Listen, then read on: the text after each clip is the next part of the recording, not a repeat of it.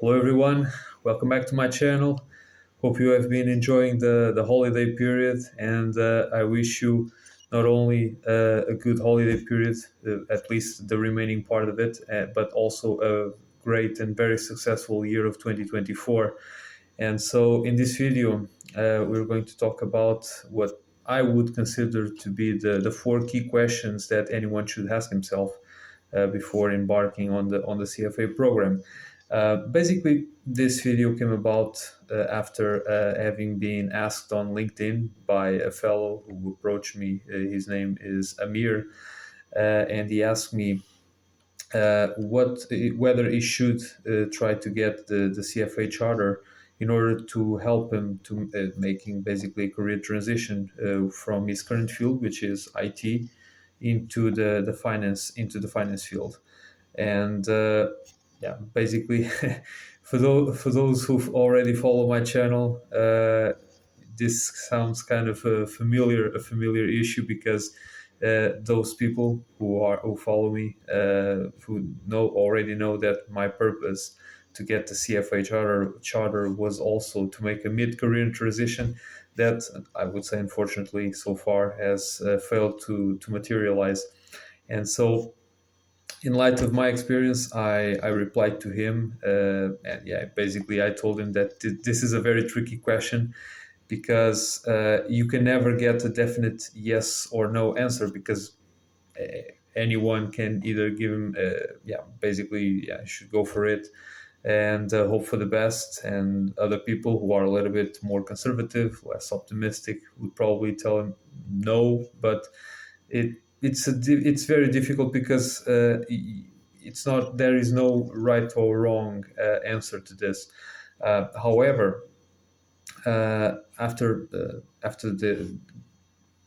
letting him know in advance that this is a very tricky question, I suggest to him basically I would say four key questions that he should ask himself so that he can make a better decision on whether he should embark in the CFA program. And so basically these are the questions that I'm putting out for you guys because in case you are dealing with the same concern, you are wondering about whether you should also embark in this very long and very toiling journey. I think this is something that you should also keep in mind, and this will help you make yeah, potentially a better decision.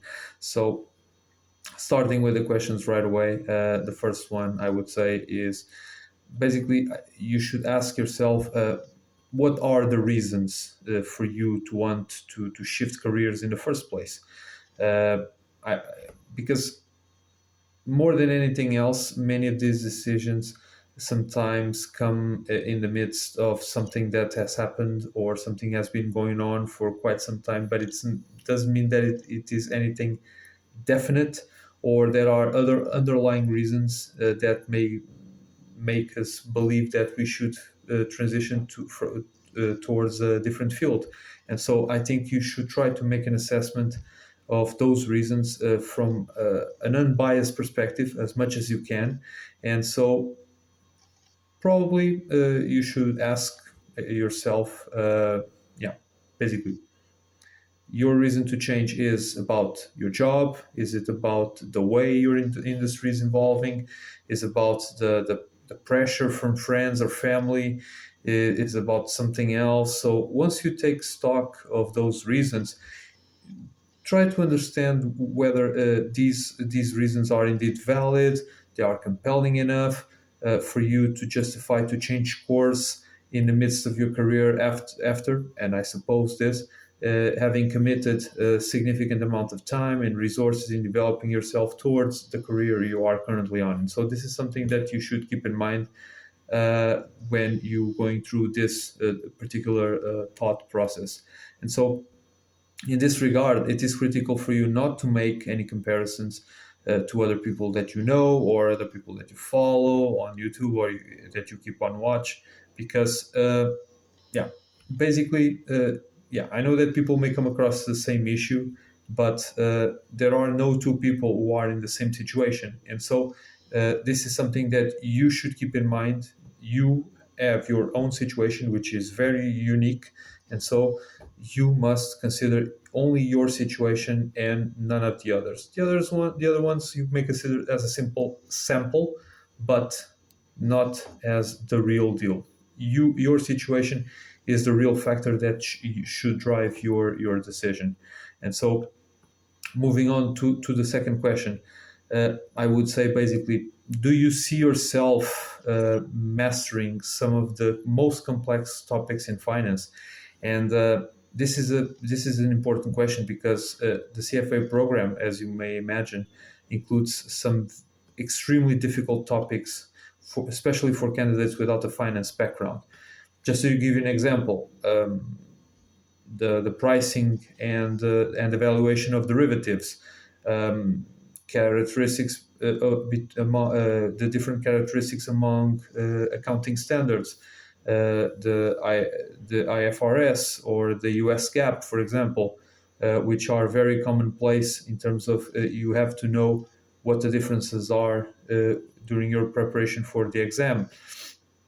Other important topic that many candidates tend to take a little bit more time to get to grips with, the pension and other post-employment benefits. How do you calculate the pension benefits that you must pay currently, and also in the future? These kind of topics are very tricky to master and will require you some real determination for you to understand them and ultimately being able to tackle them under the pressure of an exam setting. And so these are this is a big commitment that you need to make, you see, because you cannot afford to go to the exam without being able at least to get some sort of I would say a little bit more than a basic understanding of these topics in order for you to be able to pass the exams. And so, this is something that you must keep in mind.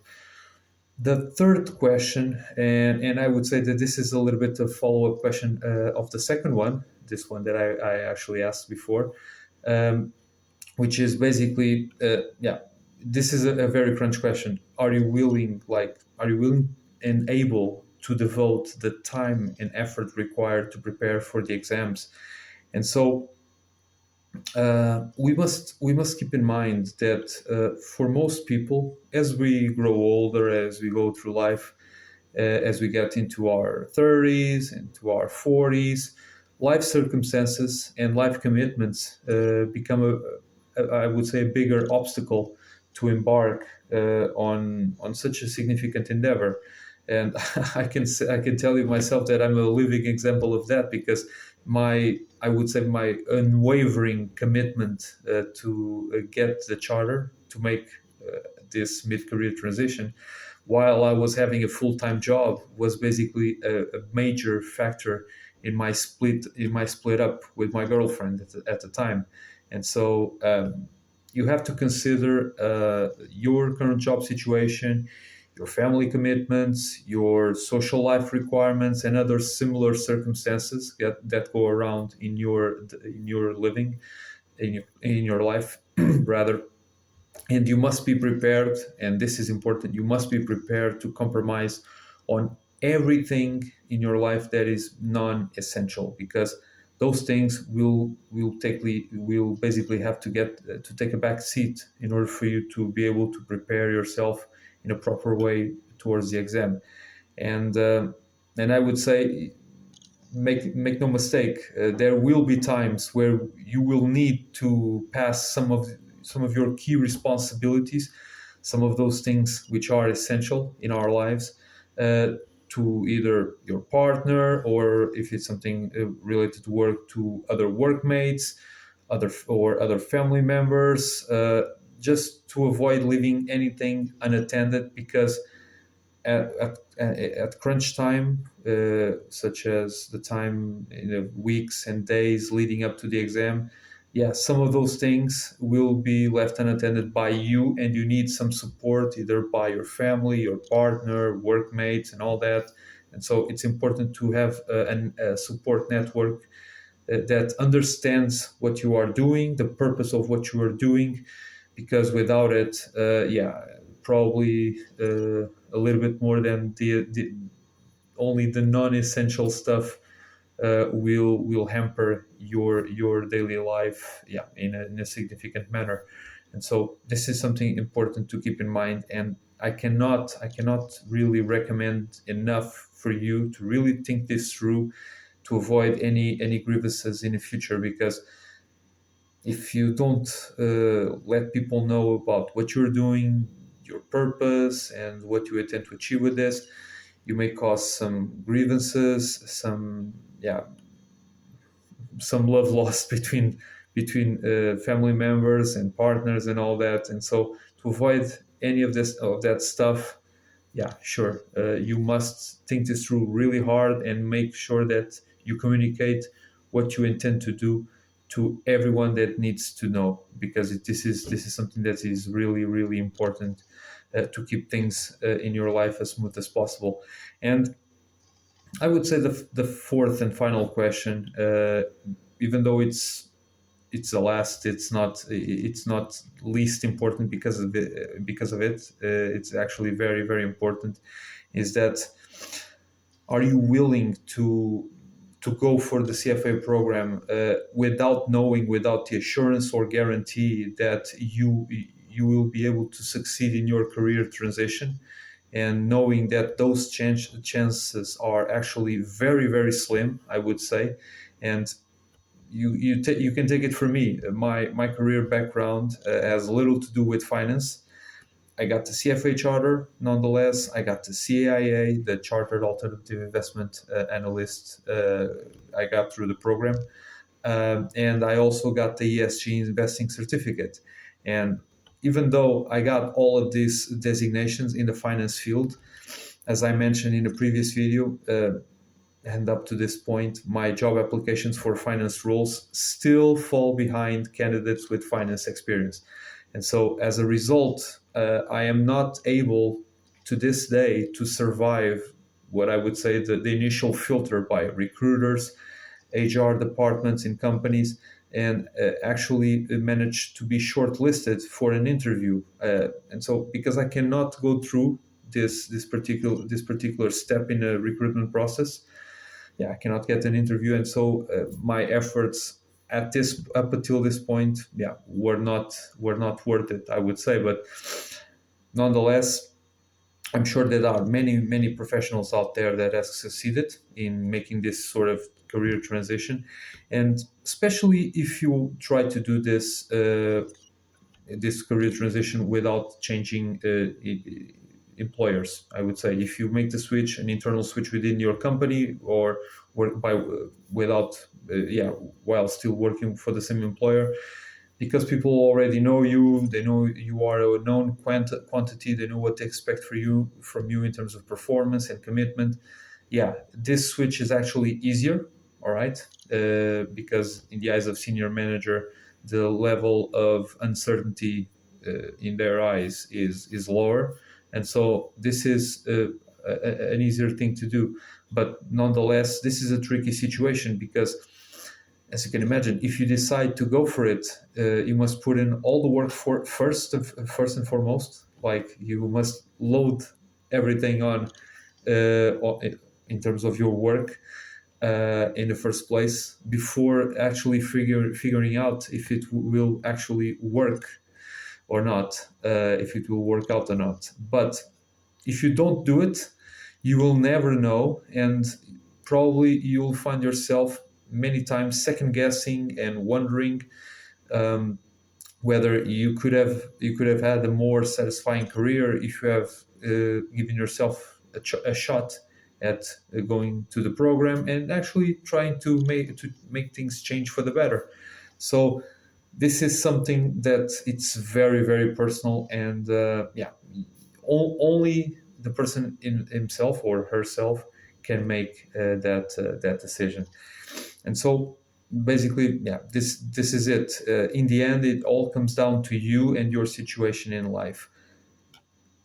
Probably the last piece of advice I can give you is that, even though you should think this through very deeply, and it's not the first time that I saw someone going through this.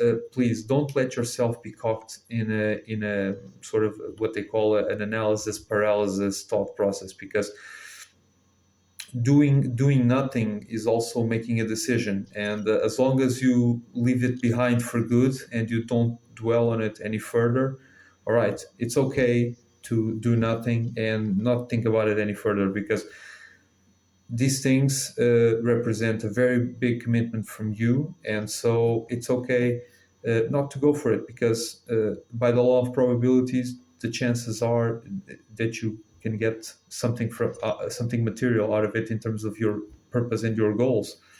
Yeah, some people may not be willing to give that shot, to like shooting for the stars, since it's so unlikely for you to actually get there. And so basically, yeah, that's it. Feel free to leave a like, to leave your comments below, subscribe to the channel, and like the video. And yeah, basically you can also connect with me on LinkedIn. And yeah, if you have any questions, feel free to yeah, get in touch with me, and also connect, ask for to connect. And yeah, once again, guys, wish you a very, very great year of 2024. Thank you so much. Bye bye. Thank you.